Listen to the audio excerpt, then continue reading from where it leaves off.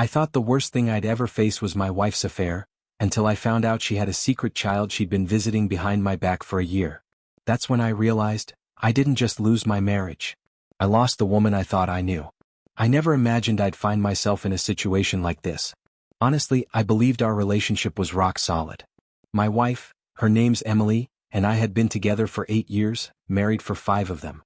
Like any couple, we had our fair share of highs and lows, but I never once thought we were in any real trouble. Sure, there were times when I felt her becoming a bit distant, but I always figured it was just the weight of her job. She'd been under a lot of pressure lately, and I convinced myself that was the reason. But lately something started to shift. Subtly at first. She began acting a little different, putting her phone face down or out of sight whenever I walked into the room, and she started going out more often for these so-called work happy hours, with colleagues I'd never heard her mention before. Maybe I should have picked up on the signs sooner, but I genuinely believed in her. I wanted so badly to believe everything was okay. The moment that really triggered my doubts was surprisingly small. One evening my cousin Mike came by to hang out. Nothing unusual, he's practically a brother to me, someone who's been around my whole life. But that night the vibe between him and Emily was just strange. They were joking around in a way that felt different, like they shared some secret I didn't know about. It wasn't anything obvious, but enough to make me pause. At first, I told myself I was just imagining things. Mike's family. We've always been tight. But after that night, little things began to build up. One by one. At first, the signs were almost invisible. Mike started dropping by more than usual, and every time he did, Emily lit up in a way I hadn't seen in a while. I told myself it was nothing. Mike has always had this magnetic personality, the kind of guy who brings energy into any room. Emily had always liked him, but so did everyone else. I figured it was just that. But then things began to stand out in ways I couldn't brush off. One night, around 2 in the morning, I woke up and realized Emily wasn't in bed. I went downstairs and found her on the phone. The second she noticed me, she quickly hung up, saying it was something work-related. But the way her voice trembled and the look she gave me, it didn't sit right. There was this uneasiness in her eyes that stayed with me long after I crawled back into bed. My mind was racing, and no matter how much I tried to rationalize it, that sinking feeling in my stomach wouldn't leave. Not long after that, something else happened that shook me even more. I came home early from work one afternoon, unexpectedly because a meeting had been canceled. From the moment I walked through the door, the air felt heavy. Emily was in the kitchen, and she looked almost startled to see me. That's when I saw Mike's jacket draped over one of the chairs. She tried to play it off like it was no big deal. Mike was just giving me a hand with something, she said, trying to sound relaxed. But her voice, it felt rehearsed, like she was trying too hard to keep it casual. Then Mike came out of the bathroom and he barely looked at me. He said a quick hello but wouldn't meet my eyes. Everything in me wanted to trust them. Mike's been like a brother to me. Why would I doubt him? Why would I doubt her? But that gnawing feeling in my chest, it just wouldn't go away. That uneasy feeling just kept growing stronger every day. I started noticing all the little things I'd once ignored, how Emily would make more trips out to her car than usual, how she'd laugh a little too hard at Mike's jokes, and those quiet, loaded looks they shared when they thought I wasn't paying attention. It was like watching something precious slowly unravel, and no matter how hard I tried, I couldn't hold the threads together. One Saturday morning, I decided I couldn't keep it bottled up any longer. We were sitting at the kitchen table having breakfast.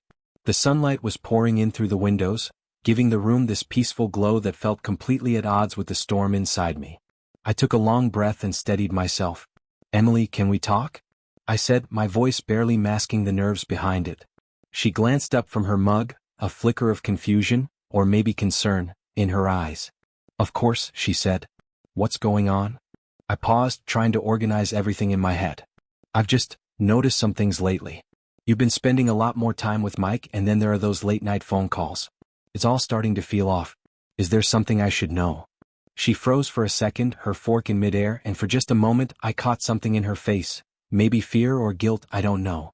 "I don't know what you mean," she said finally, her voice defensive but unsure. I leaned in a bit, trying to close the distance between us, both physically and emotionally. "Emily, I love you. This relationship means the world to me. But I can't ignore these feelings anymore. If there's something wrong, we have to face it together." She set her fork down gently and sighed. "Look, Mike and we've been talking more, yeah. Maybe it's gotten a little too close, but it's not what you think. It doesn't mean anything." Before I could respond, the phone rang. The sound cut through the tension like a blade. I looked over at the screen, Mike's name was glowing back at me. My stomach dropped. Still, I picked it up. Hey man. Everything good? I asked, trying to sound normal. There was a short pause before he spoke. Yeah. Just thought I'd check in. You around later tonight? I forced a polite tone. Maybe. We'll see, might be a good night for all of us to hang out. I hung up and turned back to Emily. She looked almost relieved. See, she said. Nothing to worry about. But I knew better. Deep down, I could feel it in my bones. This wasn't nothing. So the next evening I made a choice. I came home earlier than planned, hoping that maybe, just maybe, the truth would show itself. When I walked in, the house felt unusually still. Her car keys were still on the counter, and I could hear soft music playing from the living room. Quietly, I followed the sound. Peeking around the corner, I saw them, Emily and Mike, sitting close together on the couch. Their shoulders were touching as they looked at something on her phone, laughing like they were in their own little world. My chest tightened. In that moment, it all became real. I stepped back for a second, collecting myself. Then, with my heart pounding, I walked into the room. Emily, we need to talk, I said, keeping my voice steady even though I was trembling inside. They both turned, startled. Guilt and shock written all over their faces. And for a long, heavy moment, nobody said a word. The silence was louder than anything they could have said.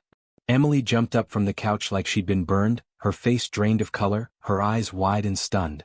Mike shifted in his seat, clearly uncomfortable, looking anywhere but at me. The air in the room was thick, so much unsaid, yet everything was screaming between us. What's going on here? I asked, my voice low but shaking, the anger just beneath the surface, threatening to rise. Emily stepped toward me quickly, hands out as if to calm a fire. It's not what it looks like, she said, stumbling over her words. Mike and I were just what? I cut in, my voice sharp. Just laughing behind my back? Spending time together in secret while hiding the truth from me? My hands were trembling. My chest felt tight like it might cave in. Please, just let me explain, she said, her voice breaking. But her eyes stayed dry. No tears. We've only been talking. That's all. He's been helping me deal with some things. It wasn't anything more than that. Mike finally spoke, barely audible. It's not what you think, man. I swear. I let out a short, bitter laugh that didn't sound like my own. You both keep saying that like it means something. I've been watching this play out for weeks now. The late-night phone calls, the way you two are when you think I'm not looking. The little smiles, the touches, the looks. Don't tell me I'm imagining this. I turned my eyes to Mike. You're supposed to be my cousin. My family. And this is what you do. He stood slowly, hands raised like I was a cop with a badge. Look, nothing physical happened. I swear on everything. That line, nothing physical, felt like a slap. Oh yeah, I said louder now. So it's just emotional betrayal then? Just the kind that makes me question everything I thought I knew about the two of you? Emily inched closer, her hands trembling. Please believe me. I never meant for it to get this far. Mike and I, we connected, but I never wanted to hurt you. I love you. Her words sliced through me. Well, that's what she called this? You love me? I stepped back like her words were toxic. Then why the lies? Why did you turn to him instead of me? You could have talked to me, Emily. You were supposed to talk to me. Tears finally began to pool in her eyes. Her voice wavered. I was lost. I didn't know how to say it. I was scared and confused, and Mike was just there. I never wanted to break us. You didn't want to hurt me? My voice cracked under the weight of it. Well, too late for that. Mike cleared his throat. Maybe I should go. I turned on him, rage boiling up. You think? I snapped. You should have thought about that before sneaking around with my wife. He nodded, looking like a man who knew he'd crossed a line he couldn't come back from.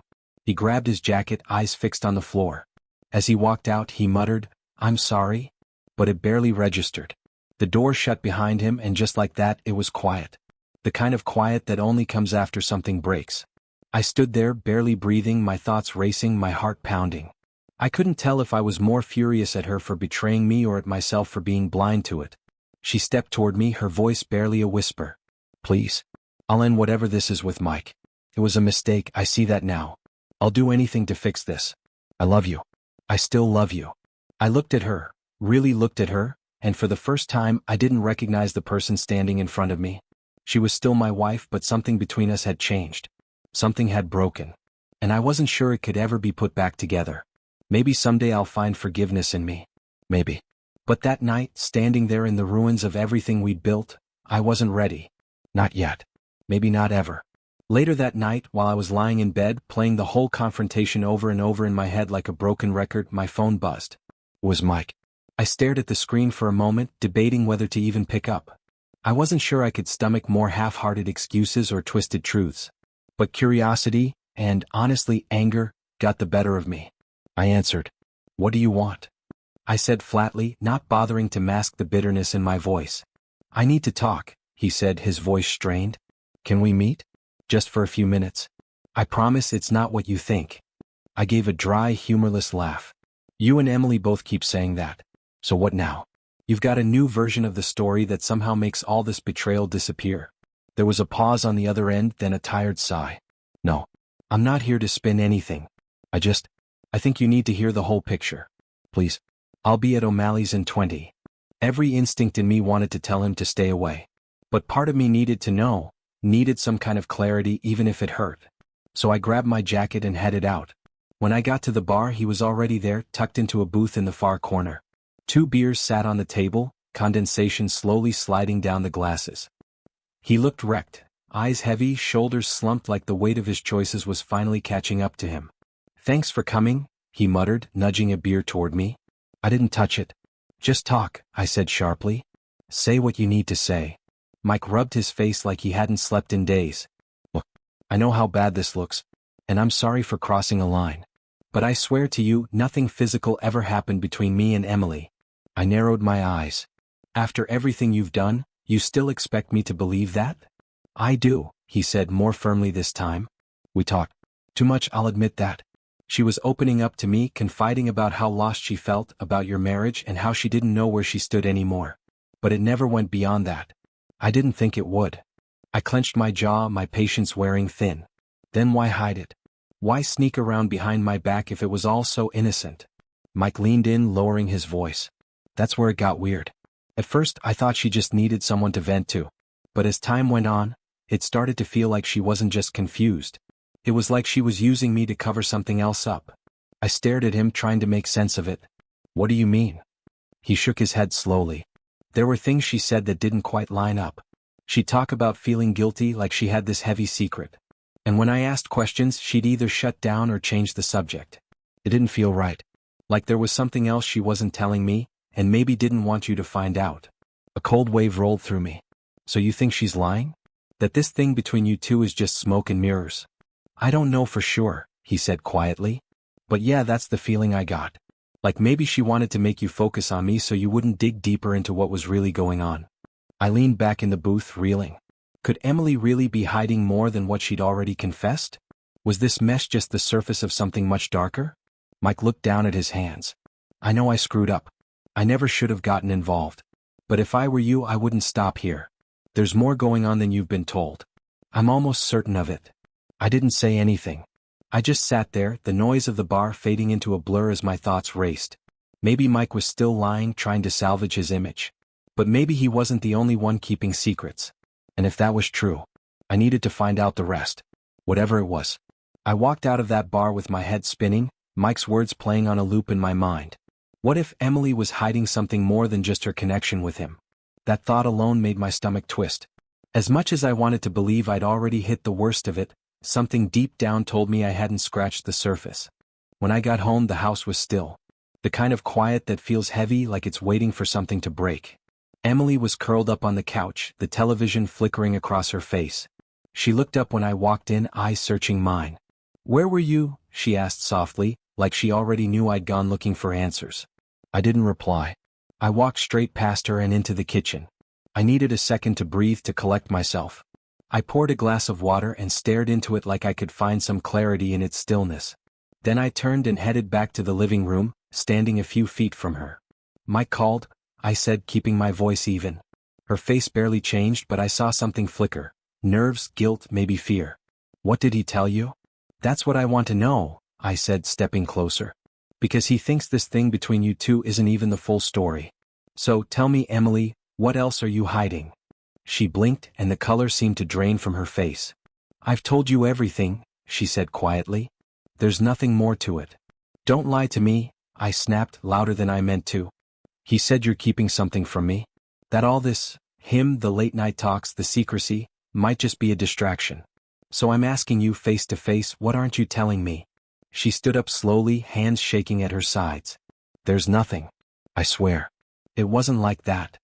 I don't believe you, I said, every word sharp. You've already broken my trust.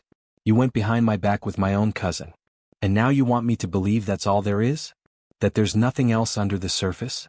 Tears began to form, and for a moment, I thought maybe she'd finally drop the act. Finally tell me what this really was. But instead, she hugged her arms around herself like she was shielding something and said, "It's not what you think." Then what is it? My voice cracked, the weight of everything coming down at once. If it's not Mike, then who? Or what? What are you so afraid to tell me?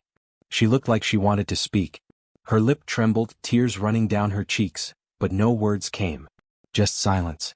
And in that silence, something shifted. It hit me like a punch to the chest. This wasn't just guilt over a misplaced emotional connection. There was more. Something she couldn't say. Something worse. I shook my head and took a step back. You can't even say it, can you? Whatever this is, it's bigger than I thought. She didn't try to stop me with words, only tears. And somehow, that silence said more than anything else could have. I grabbed my keys off the counter. My hands were shaking. I can't do this right now, I said. I need space. I need to think. Please, she whispered behind me. Don't leave. But I didn't turn around.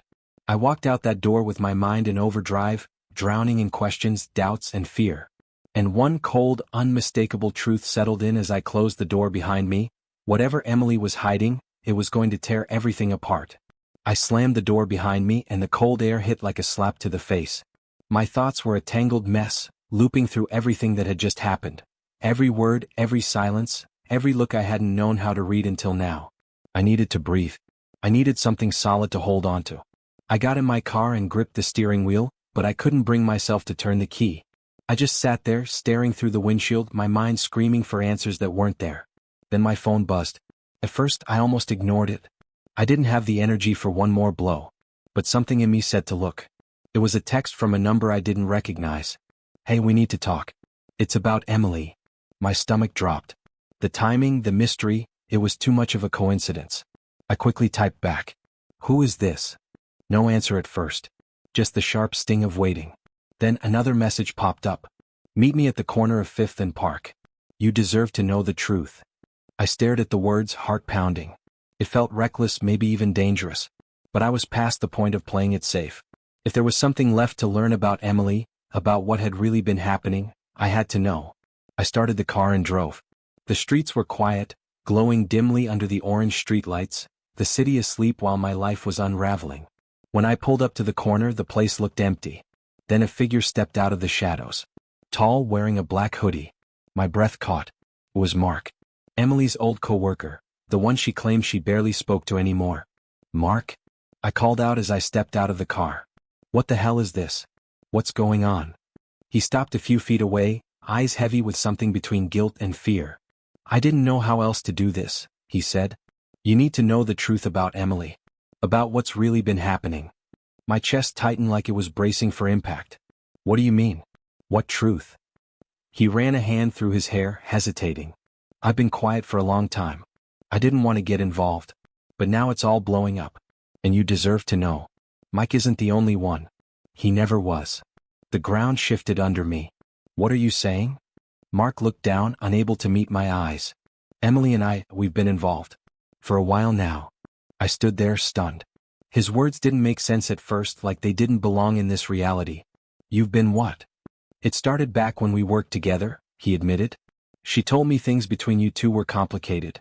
That she didn't want to hurt you, but she felt trapped. I didn't think it would last, but even after I left the company she kept reaching out. And I kept letting her back in. It was like my lungs forgot how to work." "So all this time, it wasn't just Mike?" "No," he said quietly. "She was with both of us. And I don't think Mike knows about me either. She's been juggling both of us, maybe more. I honestly don't even know anymore." I staggered back a step, the air colder now. She hadn't just betrayed me, she'd built a whole world of lies, dragging in my cousin, dragging in this man who now stood in front of me looking as broken as I felt. "Why now?" I asked. "Why tell me all this tonight?" Mark looked at me, guilt weighing on every word. "Because I'm done. I told her I wasn't going to be part of it anymore. I couldn't keep doing this, hiding, sneaking around. And he paused, swallowing hard. She's pregnant. The world stopped. I stared at him, my brain refusing to process what he'd just said. Pregnant. Mark's face said it all. She didn't tell you, did she? I shook my head slowly, numb. No, I whispered. She didn't. And in that moment, everything shattered. Emily was pregnant. And now, I didn't even know if the child was mine. I stood there frozen, Mark's words bouncing around in my skull. She's pregnant. The silence between us was crushing. My heart pounded in my ears as I tried to make sense of it all. Emily, my wife, my partner, had been hiding so much from me. More than I ever thought possible. She didn't tell you, did she? Mark asked again quietly. I could barely force the words out. No, she didn't. Mark exhaled, like he'd been holding in his guilt for too long. I figured. She's been distant with me too, like she's scrambling to keep everything from falling apart. Look, I never meant for this to happen. I'm sorry. I really am. I didn't realize how deep this mess went. I didn't know what to say. Part of me wanted to scream at him, the other part just felt empty. Emily had been lying for who knows how long. And now, on top of everything else, I had no idea if the baby she was carrying was even mine. Before I could speak, my phone buzzed again. A text from Emily. Come home. We need to talk. I stared at the message, jaw clenched. I looked back at Mark, he looked just as lost as I felt. I need to go, I said, voice low. I need answers. Mark nodded and stepped back into the shadows. I'm sorry, man. For everything. I didn't respond. I just got in my car and drove like I was trying to outrun the wreckage of my life. By the time I walked through the front door, my chest was tight with dread. Emily was sitting at the kitchen table, pale and hollow-eyed, like she hadn't slept in days. Her face streaked with tears. She looked up, lips trembling like she wanted to speak but didn't know how. We're going to talk, I said, my voice steady even though my whole body was shaking. And this time I want the truth. All of it. She nodded slowly, swallowing hard. I didn't mean for any of this to happen. I didn't know how to tell you. I didn't know how to face you. Tell me what? I said, stepping closer. That you've been with Mike? That you lied about Mark? That you're pregnant and the baby might not even be mine? Her face crumpled and fresh tears streamed down her cheeks. I was scared, she said, voice shaking. Scared of what you'd think, scared of how much I'd already hurt you. And now everything spiraled out of control. I felt my hands clench into fists, not from violence but just trying to hold it all in. So tell me the truth, Emily. Right now. Is the baby mine? She looked down, eyes full of shame. My heart dropped before she even answered. No, she whispered. It's not. The words knocked the air out of my lungs. Even though I'd prepared myself to hear it, nothing could have truly braced me for the blow. Then who? I asked, the words barely making it out. If it's not me, not Mike, not Mark, then who is it? Emily broke into sobs, covering her face. I don't know, she cried. You don't know? My voice cracked under the weight of disbelief. You don't know who the father is? She nodded through her tears. It was one night. After everything with Mark and Mike. I was falling apart. I felt so empty. I went out and met someone. Just some guy. It didn't mean anything, I don't even know his name. I backed away like I'd been hit. I couldn't even stand still, my whole body felt like it was splitting apart. So you just kept spiraling? While I was right here trying to hold us together, you were out there doing what, Emily? Throwing away everything we had. She looked up at me, broken and pleading. I never wanted it to go this far. But it did, I said, my voice barely holding together. You lied. Over and over. And now you're pregnant with some stranger's child and I'm just supposed to, what? Pretend I still recognize the person standing in front of me? She sobbed harder, but I couldn't take it anymore. The house felt like it was caving in, the walls closing tight around me. I can't do this, I whispered. I can't even look at you right now. Emily reached out, but I pulled away. I couldn't breathe. I couldn't stay. I grabbed my keys and walked out the door. She didn't follow. The cold hit me again as I stepped into the night, but this time it didn't sting. It felt numb. Everything did. I didn't know where I was going, only that I couldn't be there, not one more second. My life, the one I thought I had, was gone. The person I loved most had torn it apart, and now, I didn't even know who I was anymore. Just empty. And alone. I stormed out of the house like I was trying to outrun the pain. My thoughts were a blur of rage, heartbreak, and disbelief. Emily's voice kept echoing in my head. She didn't know who the father was. I couldn't wrap my mind around it. After everything, Mark, now some unknown stranger, how could she have let it come to this? I started driving, no destination in mind. I just needed distance. From the house, from her, from everything that used to feel like home. As I drove, my phone lit up again. Another unknown number. I almost let it go to voicemail. But something in my gut told me to pick up. "Hello," I said, sharper than I meant to. There was a pause, then a voice I hadn't heard in a long time. "Hey, it's Brian." "Brian?" I blinked. "Brian from work? Man, it's been a while. What's going on?" He sounded uneasy. "I know this is out of the blue, but I ran into Emily a few months back. At that conference in New York. The one she went to alone." I sat up straighter. "Yeah, I remember. She mentioned it." "Why?" Brian hesitated. "We ended up at the same after-party. I didn't think much of it then, but she wasn't alone. She was with this guy, tall, dark hair, kind of bulky. They looked close, too close. She introduced him as a business contact, but they weren't acting like co-workers." My stomach dropped. That conference had been right around when she started changing. Pulling away from me emotionally, disappearing into her phone. "You know his name?" I asked, bracing myself. "Yeah. I think she called him Chris," Brian said cautiously. "That mean anything to you?" My hands tightened around the steering wheel. "Chris? Of course. Emily's ex, the one she said was ancient history. Someone she swore she barely kept in touch with. But now he was back. And if what Brian saw was true. I ended the call, barely able to say thanks. My mind was racing. That's why she wouldn't tell me. That's who she was protecting. I turned the car around and headed straight back to the house. I couldn't let this hang in the air anymore. I needed to hear it from her lips. No more secrets. When I walked in, she was still sitting at the table, her face streaked with tears, eyes swollen. She looked up, surprised. "You came back." I didn't waste a second. I sat across from her, looking her dead in the eyes. "I know who the father is." She froze. What are you talking about?" "I just got off the phone with Brian," I said, my voice cold. "He saw you at the New York conference. With Chris." Her eyes widened, her breath caught in her throat. She didn't deny it. She couldn't. "So it's true," I said, leaning in. "Chris, your ex, you slept with him." She started to shake, her voice barely a whisper. I didn't mean for it to happen." "You didn't mean for it to happen?" My voice cracked. "You were with Mike. Then Mark. And now I find out you hooked up with your ex? And you didn't even have the decency to tell me the truth?" Tears streamed down her face. "I saw him there and it just happened. I was lost. Everything felt like it was falling apart. You let me think it was about Mike. About Mark. But it was Chris all along," I said, my voice breaking. "You let me sit there, trying to save our marriage, and you were carrying his child."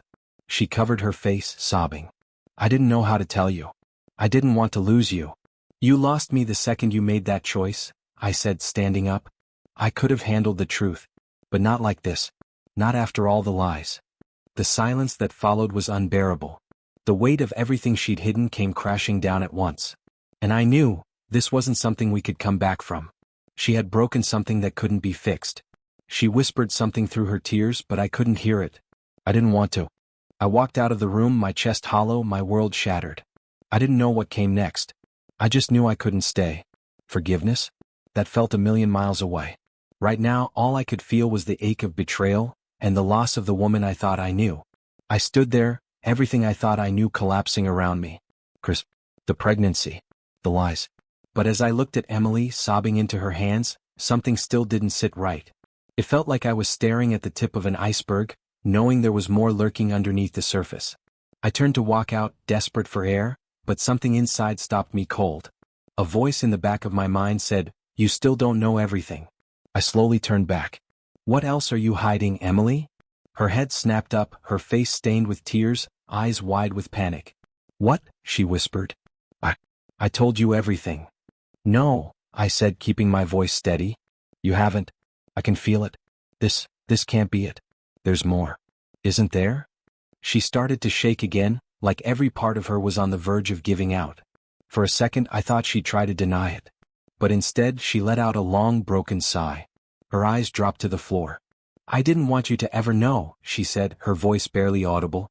My heart thudded in my chest. "Know what?" She hesitated, swallowing hard. "Before we were serious, before we were even officially together, I had a child." The words hit me like a punch to the gut. "Hey, what?"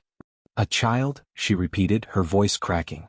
Right after I ended things with Chris the first time. I got pregnant. I wasn't ready, I didn't know what to do. I was scared and alone, and I gave the baby up for adoption. I staggered back a step like the air had been sucked from the room. You've had a child all this time, and never told me? She nodded, tears falling. I didn't know how. By the time we got serious, it was already in the past. I thought if I told you, you'd see me differently, or leave. For 8 years, Emily. My voice was shaking now. 8 years, and not once did you think maybe I deserved to know something this massive? I was ashamed, she cried. And I didn't want to lose you. You talked about wanting a future with me, a family, and I was afraid that telling you would change everything. You think hiding it didn't? I snapped. We shared everything. At least I thought we did. I let you in completely, and you kept something this huge buried like it was nothing. I never meant to lie, she said through sobs. I thought I could leave it behind. I thought I could move forward. But you didn't, I said, pacing now, trying to stay grounded. Instead of being honest, you layered lie after lie. Mark, Chris, now this. She didn't even try to argue. Just sat there, weeping as the silence between us grew heavier. Where is the child now? I asked, still trying to catch my breath. It was a closed adoption, she whispered. I don't know. I haven't heard anything since. I shook my head, overwhelmed. You've been living with this secret, hiding it from me, from us, while building a life on a foundation of lies. There was nothing else to say. I stared at her one last time, the woman I'd trusted with my heart, who I thought I'd spend my life with, and all I could see was a stranger. Someone I never really knew. I turned and walked toward the door. I had to get out. The weight of it all was too much to carry under that roof. As I stepped into the night, I felt like I was walking away from more than just our home. I was leaving behind a life built on illusions. And the Emily I thought I knew? She never existed. I stormed back into the house, adrenaline still surging through me. My whole body was shaking, not from fear, but from fury, from heartbreak. Emily looked up from the table, startled. Her face was pale, streaked with tears, but I wasn't there for sympathy. I slammed my phone down on the table. Her latest message still glowed on the screen. You've been visiting the child? I asked, my voice sharp and cold. The one you kept from me for 8 years? You've been seeing her for a year, without ever telling me? Her eyes went wide, panic flashing across her face. She opened her mouth to respond, but I didn't let her get a word out. You never told me she existed, Emily. Not once. We've been together almost a decade. I thought I knew everything about you. But you've been living a lie. A whole life outside of ours, in secret. And now I find out you've been going behind my back to visit her?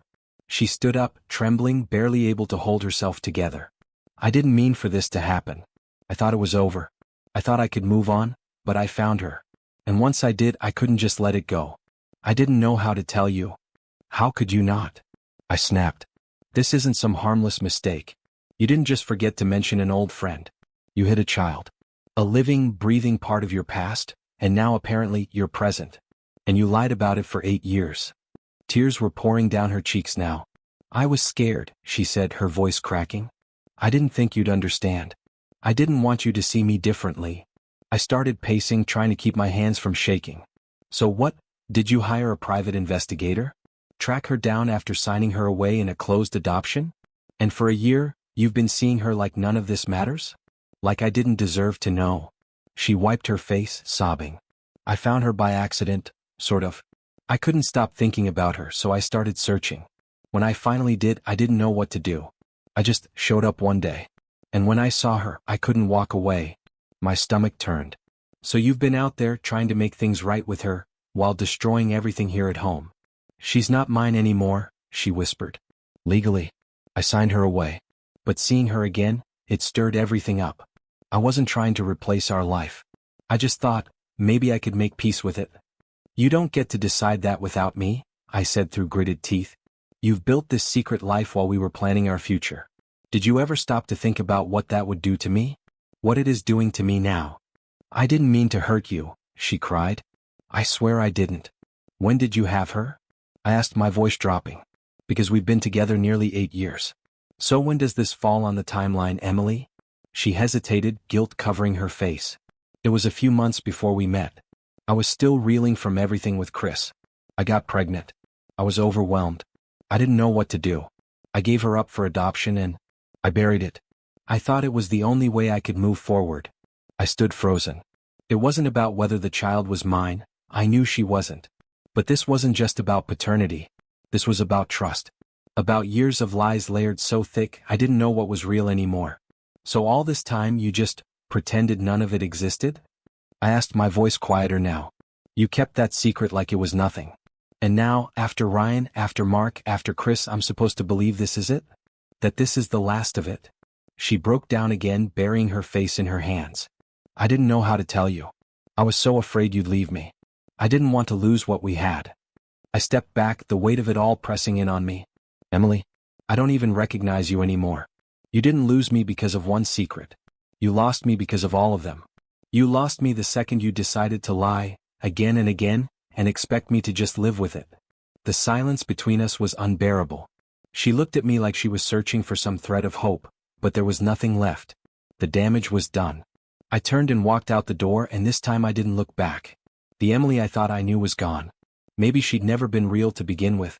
I stood there, frozen in place, staring at Emily as the full weight of her lies settled over me like a crushing wave. My head pounded. My chest felt hollow. Every memory, every moment we'd shared, all of it felt tainted now. Poisoned. Nothing about us felt real anymore. Not after this. She was still crying, trembling, but I couldn't feel anything anymore. Not sympathy, not anger. Just this deep, gnawing emptiness. I didn't even know who she was. Do you even understand what you've done? I asked, my voice barely above a whisper but sharp enough to slice through the silence. You didn't just make a mistake. You built an entire life out of secrets. A child. Ryan. Mark. Chris. What else is there, Emily?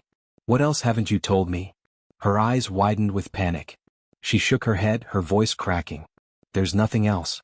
I swear that's everything. But I didn't believe her. I couldn't. How could I? You've looked me in the eye every single day for 8 years knowing you were hiding something this massive. You had a daughter out there and you just pretended she didn't exist. What kind of person does that? I was ashamed, she said, her voice barely audible. I didn't know how to tell you. I shook my head slowly.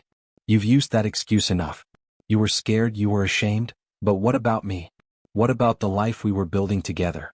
You made me a part of a lie and never gave me the choice to even understand it. She took a step closer, her face pleading, eyes searching mine for something, anything, but I stepped back. I didn't want her near me. Not anymore. Please, she whispered. I can explain everything. Explain what? I snapped. That the woman I thought I knew has been living a completely different life? That I was just some safe bet while you kept your real world hidden in the dark?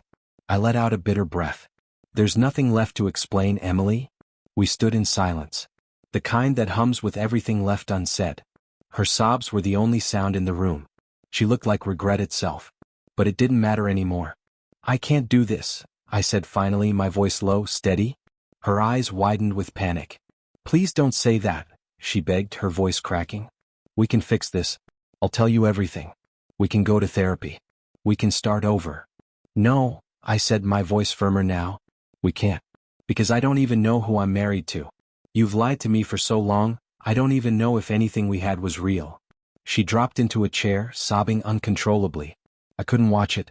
I couldn't stay in that room, not after everything she'd buried. Everything she'd chosen to keep from me. I walked to the door, every step heavier than the last. My hand hovered on the doorknob.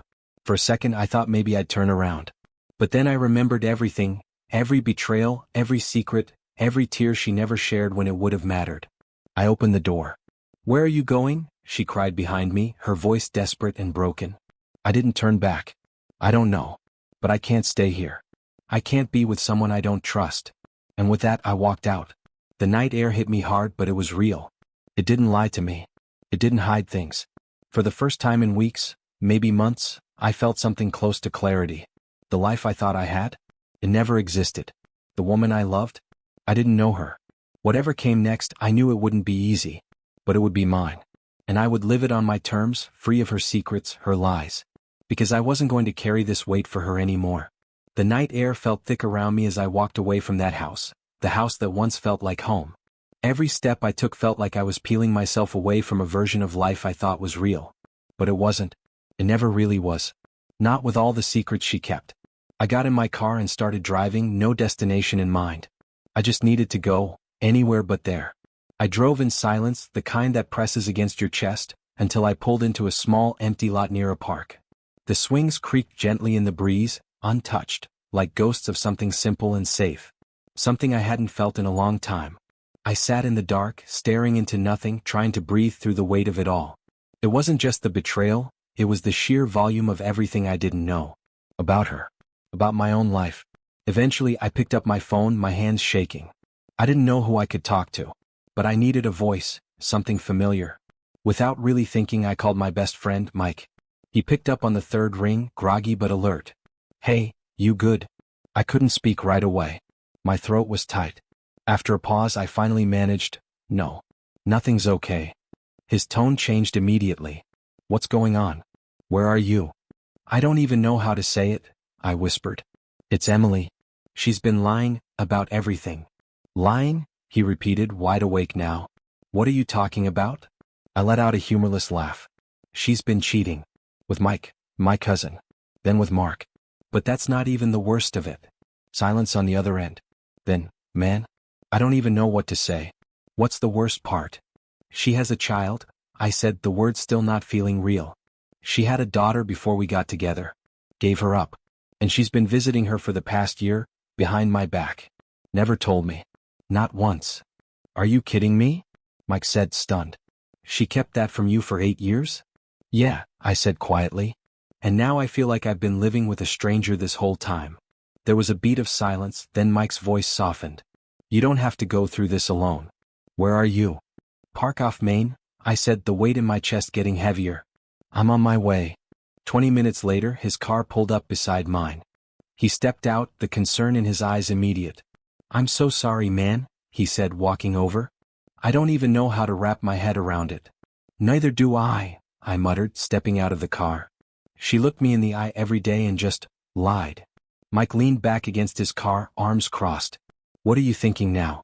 What do you want to do?" I stared out at the empty park, my voice low. "I don't know. I really don't. I don't think I can ever go back to her. Not after this." "You shouldn't," he said firmly. "This wasn't a one-time mistake. She kept a whole part of her life from you, and made you live in it without even knowing." "I feel like I don't even know who I am anymore," I admitted. "We've been together so long and now, everything's just gone." Mike put a hand on my shoulder. "You're still you. But now you get to be you without the weight of all her lies. You start slow. One step at a time. You take back your life." I nodded, his words settling into me. The pain was still there, raw and consuming, but it was no longer everything. There was a tiny sliver of clarity. A start. "I appreciate you, man," I said, voice soft but real. "I don't think I'd be standing here without you." "You don't have to go through this alone," Mike said again. "Not now. Not ever." And for the first time that night, I felt the smallest glimmer of something close to hope. I didn't know exactly who I was without Emily, but I knew I was finally done living in the shadow of her secrets. And that had to count for something.